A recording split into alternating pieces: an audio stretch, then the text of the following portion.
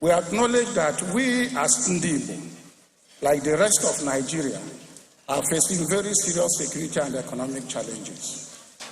We are here to show our collective will, our determination and our solidarity in the search for solutions to our challenges. Above all, we are here to send a clear message to our people at home and abroad, and to our fellow Nigerians, that the Igbo nation strives to become more cohesive in order to be more effective in contributing its quota in the search for national consensus on equity, peace, and development.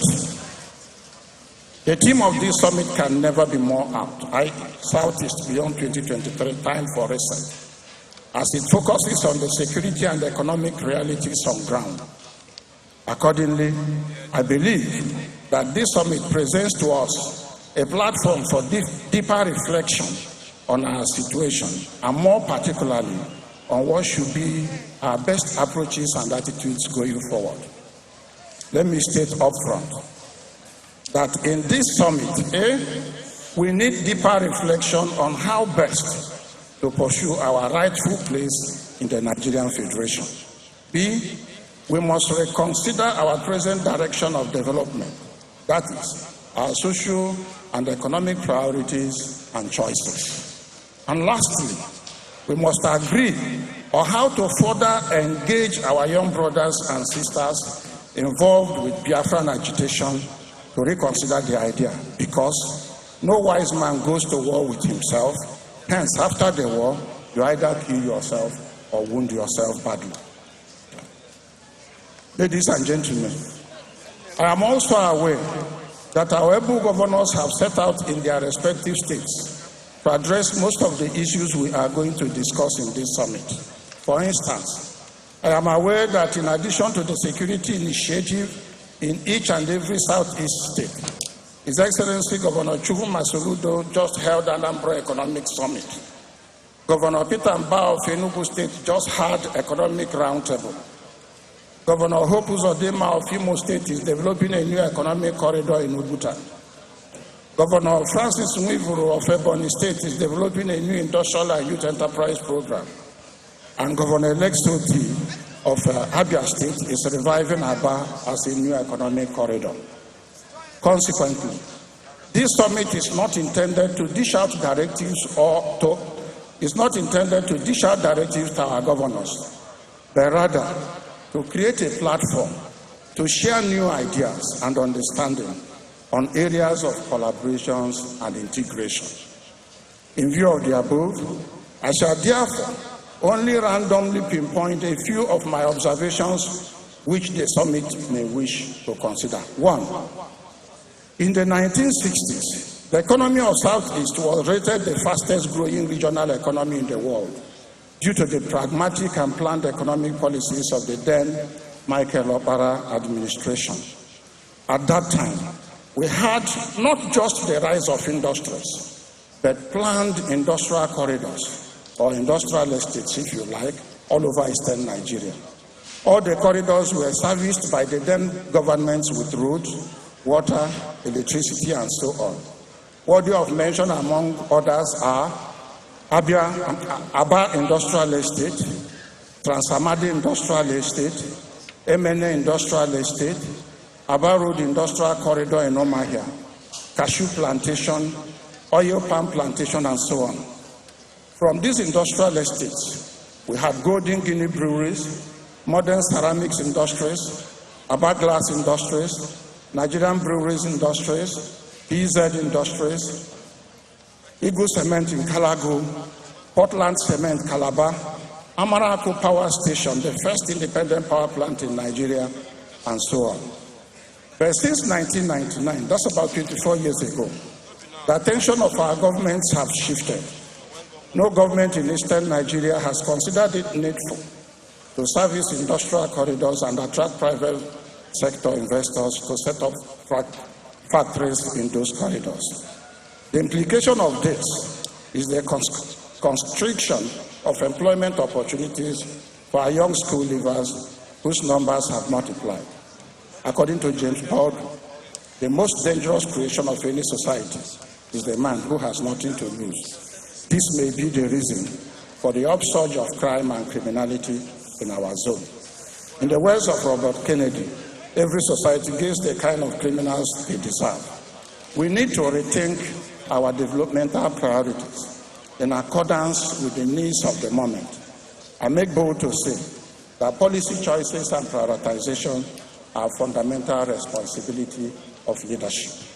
2, in the 1970s and 80s, Southeast was known for its special entrepreneurship apprenticeship system. It was one of the most unique and fastest growing of its kind in the world. It is therefore ironic that as this system is beginning to catch global attention for serious study and wider adaptation, it is now under severe stress here at home. The worst of matters, successive governments cared little about the collapse of technical secondary schools, which would have supported our budding entrepreneurs. It is my honest recommendation that we should collectively re-engineer this entrepreneurial system, make it fit for the changing times, and ensure that it remains one of our unique contributions to the new global economic direction. 3, as a young Nigerian leader, I was privileged to learn at the feet of many of our elders. The late Super Permanent Secretary at Large, Ahmed Joda, was one of them. He once told me that the first generation Nigerian universities were planned and built as part of the National Economic Plan. According to him, before any university was built, a 5-year plan was factored into the National Economic Plan to accommodate their graduates. The courses and curricula of those universities were also tailored to areas of national needs. That was why jobs were waiting for the graduates even before they concluded their studies. Today, we do not undertake such rigorous planning to continuously align our educational system with our national or regional needs. This, no doubt, is part of the reason for the unprecedented unemployment with the consequential effect on insecurity in our zone. I call for a return. Educational institutions should be an integral part of the socio-economic agenda of our governments. Accordingly, educational institutions should be planned as an economic institution with the aim to solve or set economic goals. 4, I observed that in the 1960s, government officials and elected representatives struggled to make ends meet.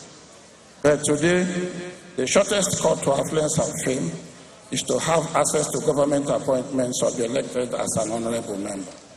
This has created an unhealthy competition in the politics of our time, leading to militarization of our political processes and its consequential effect on insecurity. We need a return because the arms used during elections do not decay hereafter. 5, there is clearly a nexus between the current high level of insecurity in the Southeast and the fact that some criminal elements are unleashing mayhem under the cover of agitation for Biafra. We must emphasize that the circumstances that led to Biafra agitation in 1967 is not the same as what is happening today. Therefore, we must endeavor to point out the difference in the present agitation. Today, we do not have anything that in any way approximates to the situation in 1967.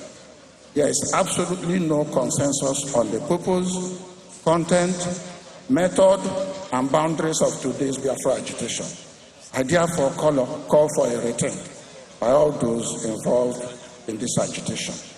In rethinking the Biafran agitation, we need to honestly articulate what have been the outcomes or impact of the agitation so far.